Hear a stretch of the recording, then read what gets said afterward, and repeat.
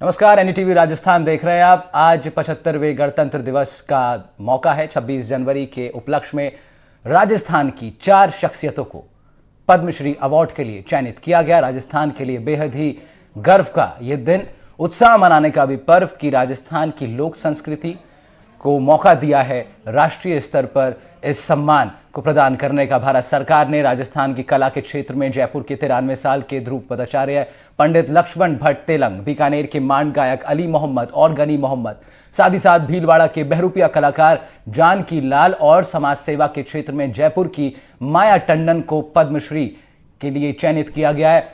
पूरे देश भर से 34 लोगों के नामों में राजस्थान की 4 हस्तियां अवार्ड में शामिल हैं। ध्रुव पदाचार्य पंडित लक्ष्मण भट्ट तेलंग प्रसिद्ध तेलंग परिवार से आते हैं। उनके बेटे रविशंकर और बेटियां शोभा, निशा, उषा, मधु, पूनम और आरती को भी उन्होंने संगीत की गहरी शिक्षा देकर अलग अलग विधाओं में पारंगत बनाया है। पंडित गोकुल चंद भट्ट तेलंग के घर में 1928 में लक्ष्मण भट्ट जन्मे थे। ध्रुवपद, संकीर्तन, हवेली संगीत के वो पुरोधा रहे। उनके पिता लक्ष्मण भट्ट तेलंग की बेटी राजस्थान की सुप्रसिद्ध पहली महिला ध्रुपद गायिका हैं, जिनका नाम प्रोफेसर मधु भट्ट तेलंग है। जयपुर की माया टंडन जेके लोन अस्पताल की सेवानिवृत्त अधीक्षक हैं और इन तमाम लोगों को भारत सरकार ने पद्मश्री से सम्मानित किया है। साथ ही साथ अगर आप देखें तो जयपुर की माया टंडन के साथ साथ 28 साल पहले सहायता नाम से उन्होंने एनजीओ का शुरू किया था। माया टंडन लोगों को सड़क सुरक्षा के लिए जागरूक करती रही हैं, साथ ही इमरजेंसी मेडिकल केयर हेल्प के लिए ट्रेनिंग भी देती रही हैं। एसएमएस हॉस्पिटल के डॉक्टर्स की टीम और कई आरएएस अधिकारी भी इनके साथ इस समाज सेवा में जुटे हुए हैं। इन्हें एसएमएस हॉस्पिटल की तरफ से लाइफ टाइम अचीवमेंट पुरस्कार भी मिल चुका है। मांड गायक उस्ताद अली मोहम्मद और उस्ताद गनी मोहम्मद दोनों भाई बीकानेर के तेजरासर गांव के निवासी हैं, जो गजल संगीत के साथ मांड गायकी को राष्ट्रीय अंतर्राष्ट्रीय स्तर पर सम्मान दिलवा चुके हैं। देश के मशहूर गजल गायकों पंकज उदास, मनहर उदास, अनूप जलोटा, रूप कुमार राठौड़ के लिए कई प्रसिद्ध गजलें इन्होंने ही अपने संगीत से सजाई हैं। जबकि भीलवाड़ा के बहरूपिया कलाकार जानकी लाल 83 साल के हो चुके हैं, जो 3 पीढ़ी से अपनी विरासत में मिली इस बहरूपिया कला को संजो के रखे हुए हैं और इसे आगे बढ़ा रहे हैं। इनके दादाजी कालू लाल और पिताजी हजारी लाल भी बहरूपिया कला का प्रदर्शन करते थे। इसी से परिवार का पालन पोषण होता रहा। जानकी लाल पिछले 65 सालों से कई तरह की वेशभूषाएं पहनकर बहरूपिया कला का प्रदर्शन करते आए हैं। कालबेलिया, काबुली पठान, गाड़िया लोहार, ईरानी, फकीर, राजा, भगवान भोलेनाथ, माता पार्वती, नारद, साधु, दूल्हा दुल्हन, मेवाड़ी आदि कई तरह के स्वांग रचकर लोगों को अपना बना लेते हैं। मेवाड़ में इन्हें बहुत प्रसिद्धि है। ये मेवाड़ी राजस्थानी बोलियों के अलावा पंजाबी और पठानी भाषा के भी जानकार हैं और बोलते भी हैं।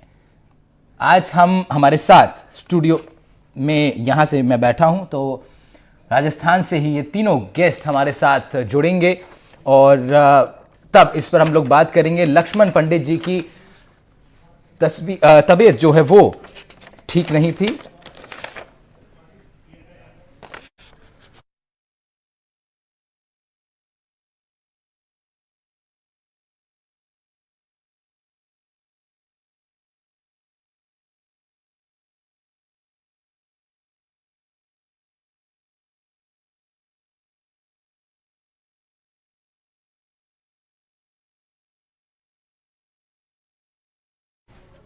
तो ये चारों हस्तियों ने राजस्थान का नाम लगातार रोशन करते रहे कई दशकों से, और अब जाकर के भारत सरकार ने फाइनली इनके काम को उस स्तर पर रिकग्नाइज किया जहां पर इन्हें इस सिविलियन ऑनर से नवाजा जाए। और बड़ी बात आप देखिए कि अली मोहम्मद गनी हो, उस्ताद गनी मोहम्मद हो, लगातार इन लोगों ने दशकों से अपनी इस संगीत कला को, गजल की गायकी को, मांड गायकी को ना सिर्फ हिंदुस्तान, ना सिर्फ राजस्थान या उत्तर भारत की सीमाओं में, बल्कि पूरी अंतर्राष्ट्रीय स्तर पर भारत की इस कला को, राजस्थान की इस कला को एक पहचान दिलवाई है। और ना सिर्फ पहचान दिलवाई बल्कि तमाम इनके प्रशंसक हैं, इनको सुनने वाले लोग हैं विदेशों में, खास तौर पर जहां पर इस कला ने अपनी पकड़ बनाई, इस कला के कलाकारों ने अपनी मिट्टी के इस रंग को देश दुनिया तक पहुंचाने का काम किया।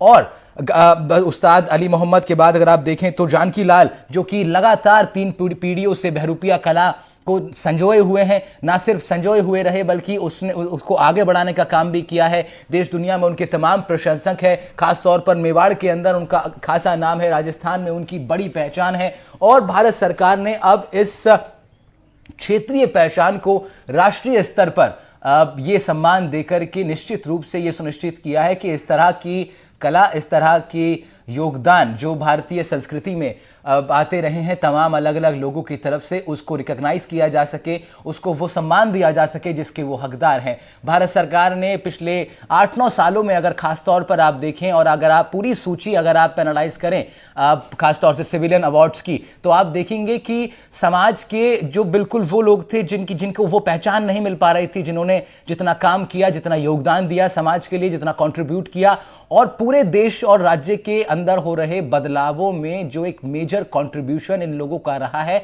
उसको रिकॉग्नाइज बीते समय में नहीं किया जा रहा था। लेकिन स्पेशली इन द लास्ट 8-9 साल में आप देखेंगे कि उन लोगों को तवज्जो दी गई है, उन लोगों के नाम पद्मश्री के लिए आगे बढ़ाए गए हैं। माया टंडन जी का भी जिक्र हम लोगों ने किया था शुरुआत में, अपने इस बुलेटिन की शुरुआत में। माया टंडन लगातार सहायता नाम से अपना NGO चलाती हैं और समाज सेवा में अद्भुत कार्य वो कर रही हैं। माया जी हमारे साथ जुड़ भी गई हैं। माया जी बहुत बहुत स्वागत है आपका ma'am. It's an honour for me to share this screen with you. Thank you for joining us in NDTV Rajasthan.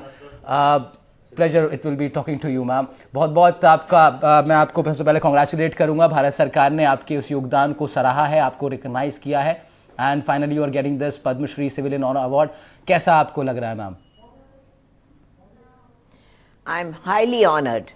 I'm highly honored because at the age of 87, which the Honorable Prime Minister has bestowed upon me, this such a big award, which gives me to shoulder the responsibility of saving lives of road accidents in India.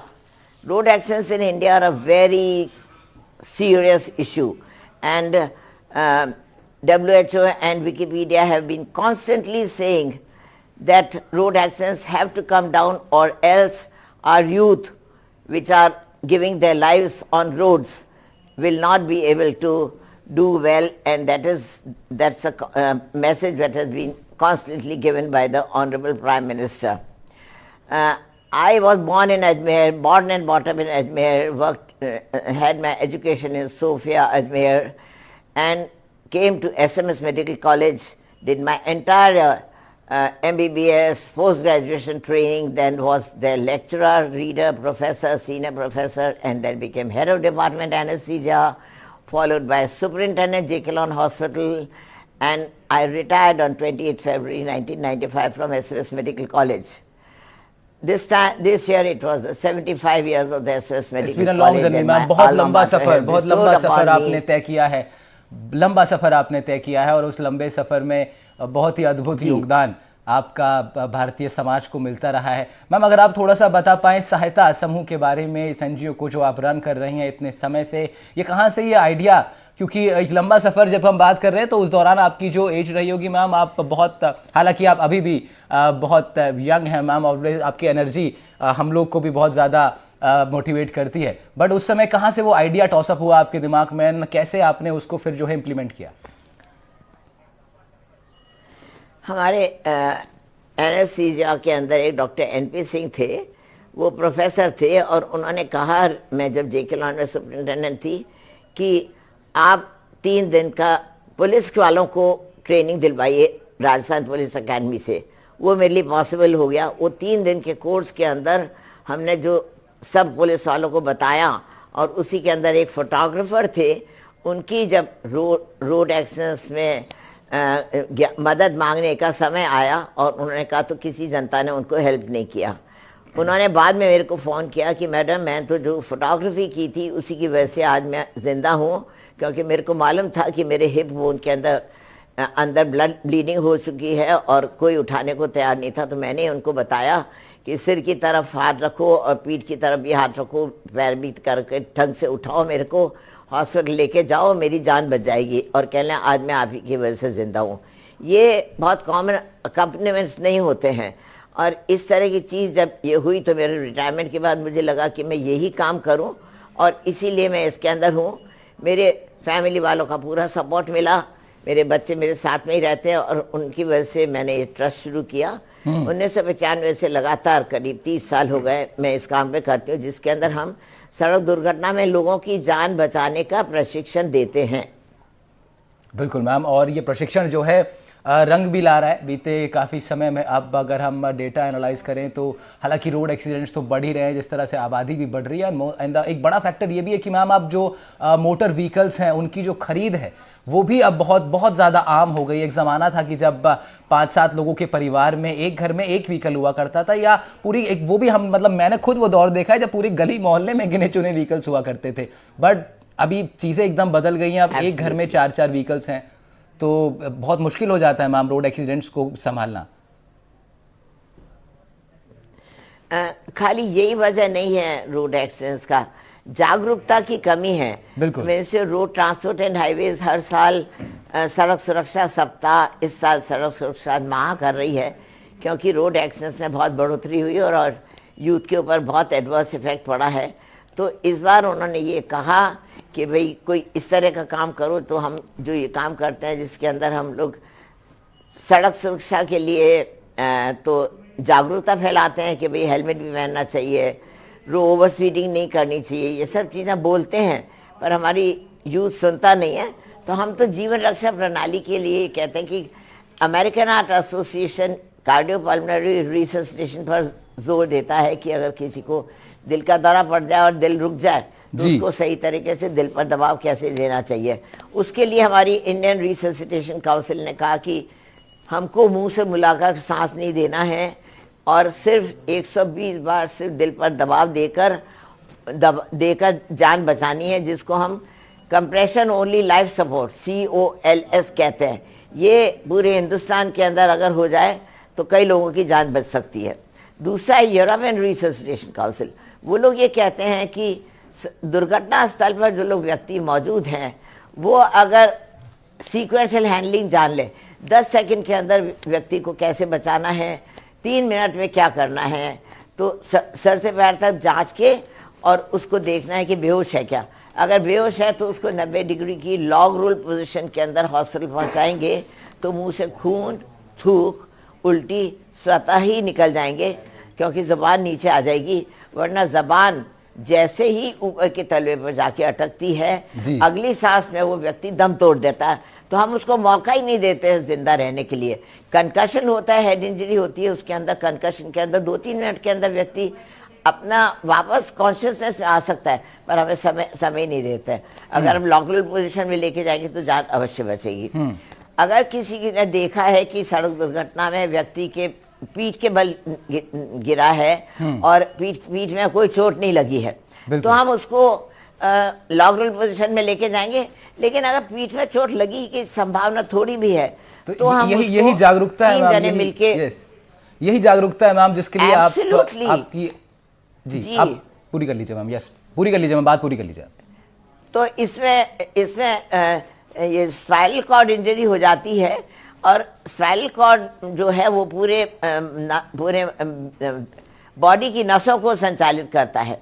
इसीलिए अगर उसके अंदर थोड़ा सा भी cut हो जाता है तो व्यक्ति जिंदगी भर के लिए पैरालिटिक होता है, हाथ और पैर उसके जिंदगी भर के लिए अपाहिज हो जाता है। ये बचाने के लिए हमको एक व्यक्ति सिर की तरफ खड़ा रहे, जिससे सिर और ठीक है। तो मैम बेसिकली ये जो जागरूकता है, ये जो अवेयरनेस है, और in fact I would say not just जागरूकता, ये एक एजुकेशन भी है जो आप इस वक्त दे रही हैं, एक एजुकेशन भी है। और ये education, if I am not wrong ma'am, education इसके लिए सही शब्द हो सकता है कि ये भी एक पढ़ाई है जो कि एक आम नागरिक को, एक जिस तरह से हम संस्कार लेते हैं, जिस तरह से हम मॉरल वैल्यूज लेते हैं, उस तरह से ये एजुकेशन भी होना बहुत जरूरी है। और इसके लिए माया टंडन जी लगातार अपने एनजीओ की सहायता से लगातार प्रदेश के अंदर, देश में काम कर रहे हैं। और मैं आपको बता दूं कि माया टंडन जी के साथ साथ अब हमारे साथ पद्मश्री से सम्मानित हुए बहरूपिया कलाकार जानकी लाल जी जुड़ रहे हैं, और उस्ताद अली मोहम्मद साहब हमारे साथ हैं, गनी मोहम्मद साहब भी हमारे साथ हैं। और मेरे चेहरे की ये मुस्कान जो मैं छिपाना चाहता हूं, क्योंकि एंकर्स को ज़्यादा मुस्कुराना नहीं चाहिए, लेकिन मैं बेहद प्रसन्न हूं कि हमारे राजस्थान से ये महान शख्सियतों को भारत सरकार ने इस सम्मान से नवाजा है। जानकी लाल साहब, मैं आपका बहुत बहुत स्वागत कर रहा हूं सर। राहुल भारद्वाज बोल रहा हूं एनडीटीवी दफ्तर से, गाजियाबाद दिल्ली से। आपको बहुत बहुत बधाई है साहब, आप बड़े धन्यवाद के पात्रवार हो और हमारे देशों का मान सम्मान बढ़ाया। और राजस्थान सरकार ने, भारत सरकार ने जो हमारा को पद्म श्री दी, उससे मुझे भी गर्व और मेरे मार्केट वाले, बाजार वाले, गाँव वालों सबको बड़ी बड़ी खुशी हुई है। आज सुबह से मेरे यहाँ लाइन लग रही है, हर एक आदमी मान मर्यादा से, मान सम्मान से आ रहा है। आप लोगों की बड़ी मेरे पे सिफारिश। कैसा आपको लग रहा है सर, आपकी ये जो कला है? पहले तो मैं आपको बता दूं कि सिर्फ मेवाड़ या सिर्फ राजस्थान ही नहीं, बल्कि पूरा हिंदुस्तान, पूरी दुनिया अब ज्यादा और खास तौर से अब आपकी इस कला को पहचानेगी। और हम पहले से ही आपके प्रशंसक हैं सर। अब जब आपको ये सम्मान भी दिया गया है सर भारत सरकार की तरफ से, जब आपको पता लगा कि आपको पद्मश्री मिलने वाला है, कैसा आपको लगा? मतलब वो मैं जज्बात आपके समझना चाह रहा हूं सर। साहब, ये पद्मश्री मिलने के बाद मुझे बहुत गर्व हो रहा है कि मैं इस कला को जीवित रखूं। मेरी उम्र 16 साल की उम्र से मैं इस कला को मैंने पकड़ी, जिसको भान कला भी कहते हैं, बेरिया कला भी कहते हैं। और तन मन धन से, मेरे दिल हृदय भावना से, शुद्ध आत्मा से मैंने एक कला को की। मेरी जो बढ़ोतरी हुई, जो काम मेरे को लगा, अब जो मुझे पद्मश्री मिल रही, इसके साथ मैं और भी बाहर विदेशों में अपनी कलाकारी को बताऊं और मेरा नाम रोशन करूं। आप लोगों की जैसे मैं एक यहाँ संस्था खोलना चाहता हूँ, भान कला की, बेरिया कला की। जब तक मुझे कोई सरकार प्लॉट या लोन वगैरह ऐसा देवे, तो इससे मैं इस कला को जीवित रख सका। निश्चित रूप से जानकी लाल जी, अब जब ये सम्मान आपको मिला है तो राज्य सरकार, और आप ये बात एनडीटीवी के प्लेटफॉर्म पर कह रहे हैं, तो इसको सब कोई सुन भी रहा है। सरकार के कानों तक ये बात बिल्कुल पहुंचेगी और पूरी उम्मीद हमें है कि आने वाले वक्त में आपकी ये जो कला है ये आगे और लोगों तक पहुंच पाए और आपके शिष्य बन पाए। उसके लिए सरकार भी कुछ योजना बनाएगी। जानकी लाल जी, हम आपको मैं ये बता दूं, आपके साथ माया टंडन जी भी हमारे साथ हैं, जो कि समाज सेविका है, उनको भी पद्मश्री मिला है। और गनी ब्रदर्स भी हमारे साथ हैं, जो कि गजल गायक और मांड गायकी को जिन्होंने राजस्थान, हिंदुस्तान और अंतर्राष्ट्रीय स्तर पर पहचान दिलाई है। मैं दोनों लोगों का बहुत बहुत स्वागत कर रहा हूं। गनी साहब, आप दोनों का बहुत स्वागत है एनडीटीवी राजस्थान पर। बहुत बहुत आपको कांग्रेचुलेशंस कि आपको ये सिविलियन अवार्ड से भारत सरकार ने नवाजा है। मैं आपसे ये तो नहीं कहूँगा कि कैसा लग रहा है, क्योंकि कलाकार अपनी कला के माध्यम से ही वो सही प्रकार से अपने जज्बात बयां कर सकता है। तो यदि एक कुछ गीत के साथ अगर आप ये बयां कर पाएं कि ये मौका आपके लिए कितना खास है, राजस्थान की धरा के लिए कितना खास है, हमारी लोक कला, हमारे लोक संगीत के लिए कितना खास है। जी जी, अली गनी आपके सामने हाजिर हैं और हमें बहुत दिली खुशी महसूस हो रही है, जिसका हम बयान नहीं कर सकते। हमारी राजस्थान और हमारी हिंदुस्तान की गवर्नमेंट ने जो हमें ये नवाजा है, तो इससे हमें और हमारे गांव को, हमारे जिले को, हमारे स्टेट को, हमारे देश को बहुत बड़ी खुशी हो रही है। ऐसे ऐसे फोन आ रहे हैं, लोगों की बड़ी आत्माएं खुश हुई हैं और हमारी भी इतनी खुशी है हमें दिल में कि आप चेहरों से आप महसूस कर रहे होंगे, जो भी लोग देख रहे हैं। और हमारे राजस्थान का बहुत ही मशहूर गीत है, जो मांड गायकी में हम लोग माने जाते हैं कि भी मांड गायक हैं। हमने बॉलीवुड में भी काम किया है, बड़े बड़े गजल सिंगरों के साथ, लता जी, आशा जी के साथ, सबके साथ, जगजीत सिंह के साथ, सबके साथ काम किया है, मगर पहचान हमारी मांड की रही है। तो हम आपके सामने पेश करें, जैसे साहब ने कहा कि भी कोई गुनगुना क्या पेश करिए। तो राजस्थान में बीकानेर का सबसे मशहूर गीत केसरिया बालम जो है, वाह वाह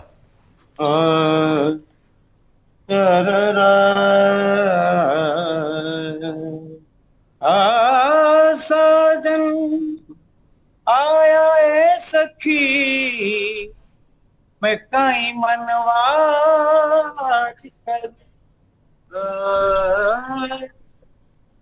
हाल भरूं गज मोतिया और ऊपर नैन धरूं ते पधारो आरे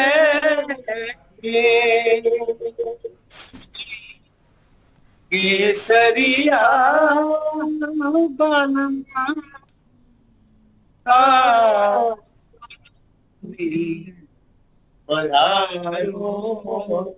आरे।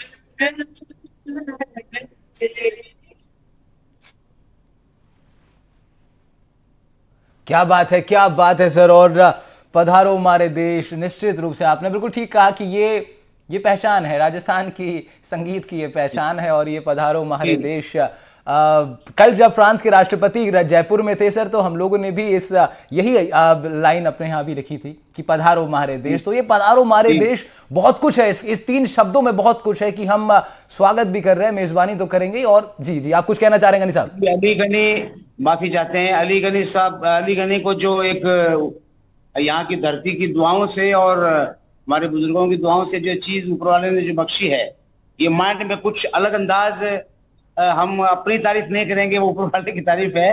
कुछ नया अंदाज ही दे दिया, जिसके लिए हरिप्रसाद सोरजा साहब जैसे लोग हमारे फैन है, हमारे दादाजी, आशा जी, जगजीत सिंह साहब की गाड़ी में 8 साल तक लगातार हमारी कैसेट मांड की बस्ती थी, रोज फोन करते थे हम। तो ये अंदाज ही कुछ अलग हमारे गले में ऊपर वाले ने डाल दिया है। तो जैसे ये मांड है, तो केसरिया बालम, उसका जो फीलिंग है वो आनी चाहिए, तब जाके मांड गायकी का असली जो है उसका जो लुत्फ आता है।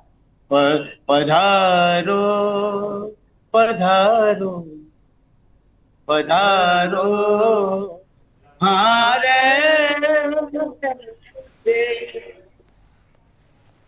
क्या बात है, केसरिया है बालम।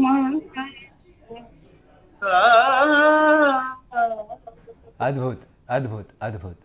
पधारो मारे, ये फील जो है अद्भुत है सर, अद्भुत है। और ये फील वहीं से आता ना। आप देखिए, मैं दिल्ली में बैठा हूँ, आप कितनी दूर हैं, और ये फील हम यहाँ तक महसूस कर पा रहे हैं। यही जो जज्बात का कनेक्ट है संगीत का, यही अपने आप में अद्भुत है। लेकिन सर, मैं इस प्लेटफॉर्म का जरा मेरे को एक चीज दिखाई दे रही है, क्योंकि आप तीनों लोग, माया टंडन जी, जानकी लाल जी और गनी ब्रदर्स, आप तीनों लोग ही राजस्थान की शान है, देश की शान है। लेकिन बहुत कम ऐसे मौके आ पाएंगे जब आप तीनों लोग एक साथ दिखाई देंगे। अब जब अवार्ड लेने के लिए आप लोग जाएंगे, तब जरूर साथ में होंगे। मैं चाह रहा हूं कि एक बार माया मैम, अगर आप कुछ कहना चाहती हैं जानकी लाल जी से, जो कि बहरूपिया कला को उन्होंने कई दशकों तक आगे बढ़ाया है, और उधर गनी ब्रदर्स हैं जो संगीत को लगातार आगे बढ़ा रहे हैं। अगर आप अली गनी सर, अली गनी, मैं गनी ब्रदर्स की जरूर बात करना चाहूंगी, लोग हैं, अली गनी है और मैडम है, काफी कल से 4 लोग हैं, बिल्कुल 4 लोग हैं के बारे में भी देख रही हूँ। आप तो सिंगल यूनिट है ना सर, आप दोनों तो सिंगल यूनिट है ना? हाँ ठीक है, ये बात भी सही है जी मैम। देखिए जानकी लाल जी हमारी आर्ट को जितना भी और बढ़ाएंगे। देश हमारा बहुत बड़ा है, लेकिन इसके अंदर फैलाने के अंदर कोई ऐसा समय नहीं लगेगा। इसलिए अगर राजस्थान के अंदर ये इसको फैला के और अपना लक्ष्य रखेंगे, तो जनता इनका उत्साह और बढ़ाएगी। हम खुद भी बहुत उत्साहित हैं कि हमारे साथ इनको भी मिल रहा है। ईश्वर इन्हें खूब सम्मति दे और इनकी कला को और बहुत समय संबल से आगे बढ़ाए। गनी साहब, आप कुछ कहना चाहेंगे अपने साथी, उन साथियों के लिए जिनको भी पद्मश्री से सम्मान मिल रहा है? जानकी लाल जी हमारे साथ है जो बहरूपिया कलाकार है, और माया टंडन जी एक बड़ी समाज सेविका है। जी, ये अली है, मैं गनी हूँ, और हम दोनों सीनियर्स हमारे जो कलाकार हैं, इनसे हमें बहुत उम्मीद है कि इन्होंने बहुत, इनका एक्सपीरियंस है, इन्होंने जिंदगी में बहुत कुछ किया है, बहुत बड़ी कला है इनके अंदर। तो इनसे लोगों को प्रेरणा मिलेगी, और इनको जितनी भी फैसिलिटी चाहिए, और गवर्नमेंट से हम रिक्वेस्ट करना चाहेंगे कि हमें और इनको सबको ये सब चीजें थोड़ा गवर्नमेंट का सहारा मिलेगा, तो हम बच्चों तक सारी चीजें, जैसे हमारी मांड गायकी है, तो उसको भी हमारा एक लक्ष्य है कि हम मांड गायकी को हिंदुस्तान के चप्पे चप्पे में, राजस्थान में नहीं, राजस्थान में इसलिए नहीं कि सर ये मांड गायकी जो है ये किसी क्लासिकल से कम नहीं है, इस गायकी को उस्ताद आमिर खान साहब, भीमसेन जोशी सब लोगों ने पसंद किया है। तो उसको हर देश के मिट्टी की ये जो खुशबू है, इसको हम फैलाना चाहते हैं पूरे हिंदुस्तान में। बिल्कुल। आने वाली पीढ़ी जो है हाँ, वो इसको समझे और इसको सीखे, बिल्कुल। क्योंकि ये लुप्त होती जा रही है। जैसे और ये हमने आने वाली पीढ़ी तक इसको पहुंचाना बहुत जरूरी हो जाता है सर, क्योंकि ये साल दो साल की नहीं, कई सदियों की ये परंपरा है जिसको आप लोग आगे बढ़ा रहे हैं। जी, हमने मांड यात्रा शुरू कर रखी है और इसको बहुत दूर तक लेके जाने की, वर्ल्ड में कोने कोने में पहुंचाने का हमारा इरादा है। ये दो बुजुर्ग बैठे हुए, इनकी दुआ रही, आशीर्वाद रहा तो जरूर ये सब काम हम कर पाएंगे। और गवर्नमेंट का भी हमें बहुत बड़ा साथ मिल रहा है और हमें इस सम्मान से नवाजा है। ये हमारी हिंदुस्तान गवर्नमेंट की बहुत बड़ी मेहरबानी है कि हमें शुक्रगुजार है, ताकि हमें हौसला आया है। हम अपनी मांड गायकी को और ये भी अपनी अपनी कलाओं को जो है आगे बढ़ाएंगे। सबसे पहले जहाँ की गवर्नमेंट सारा दे, बिल्कुल आगे बढ़ाए तो कलाकार आगे बढ़ते हैं। बिल्कुल, निश्चित रूप से सर, निश्चित रूप से ये कला, जानकी लाल साहब की कला हो वो भी आगे बढ़ेगी और आपकी भी गायकी, और साथ साथ माया टंडन जी जो संकल्प लेकर के चल रही हैं। और इस मौके पर मैं लक्ष्मण पंडित जी को भी याद करना चाहूँगा, जो कि ध्रुपद के वो तो उस्ताद हैं, मतलब गायक हैं, और उनको भी पद्मश्री से सम्मानित किया जा रहा है। मैं आप सभी को बता दूं, साथ साथ उनकी तबीयत थोड़ा ठीक नहीं थी, इस कारण से वो हमारे साथ इस शो में नहीं जुड़ पाए, लेकिन इस शो में उनको भी हमको ज़रूर उनका नाम लेना ही चाहिए। और क्योंकि ये भी जो गायकी है सर, तेलंग परिवार की ध्रुपद गायकी जो है, ये भी बड़ी कठिन गायकी, और इसकी लेगेसी जो है बड़े सदियों से चली आ रही है, उसको वो कैरी फॉरवर्ड कर रहे हैं। समय मेरे पास, हालांकि आप लोग के लिए कभी समय कम नहीं रहेगा सर, आप सभी लोग को हम हमेशा सुनना चाहते हैं, मगर फिलहाल प्रोग्राम की अपनी सीमा है। लेकिन जानकी लाल साहब, माया टंडन मैम एंड अली साहब, गनी साहब, बहुत बहुत मैं मुबारकबाद आप सभी को देता हूं, और आप सभी को ये बताना चाहता हूं, जानकी लाल साहब, खासतौर पर आपको, कि आपकी बहरूपिया कला को भारत सरकार ने रिकॉग्नाइज किया है। और जिस तरह अली साहब, गनी साहब बड़े बड़े अंतर्राष्ट्रीय मंचों पर जाते हैं, इनके गायन को वहां रिकॉग्नाइज किया जाता है, इसी तरह आपकी ये जो कला है, आप ये मान के चलिएगा अब जानकी लाल साहब कि केवल राजस्थान या मेवाड़ नहीं, दिल्ली, पूरा हिंदुस्तान, पूरी देश दुनिया आपकी इस कला की प्रशंसक है। और भले ही काफी लंबे समय तक आपकी इस कला को एक स्थान, एक नाम ना मिल पाया हो, लेकिन अब भारत सरकार ने जब आपको ये सम्मान दिया है, तो मैं आपको ये आश्वस्त करता हूं कि हजारों किलोमीटर दूर भी जो लोग रहते होंगे, वहां तक भी आपकी कला पहुंचेगी, और उसके लिए आपके जो साथी हैं जिनको पद्मश्री से सम्मानित दिया जा रहा है, ये भी आपकी मदद करेंगे, और हम सभी लोग आप सभी के प्रशंसक हैं। Maya ma'am, it was an honour sharing the screen with you. Janki Lal साहब, बहुत बहुत शुक्रिया। अली साहब, गनी साहब, बहुत बहुत शुक्रिया, बहुत बहुत मुबारकबाद आप सभी को, एनडीटीवी की तरफ से बहुत बहुत मुबारकबाद आप सभी को। देश के ये जो सभी रत्न हैं, इन सबको सिविलियन अवार्ड से भारत सरकार नवाज रही है। बीते 8-9 साल की अगर आप सूची देखेंगे, तो फिर उसमें आपको ऐसे तमाम लोग दिखेंगे जिनकी कला, जिनके पैशन, जिनके जुनून, जिनके योगदान को भारत सरकार ने रिकॉग्नाइज किया है। एनडीटीवी भी इन सभी की प्रशंसा करता है।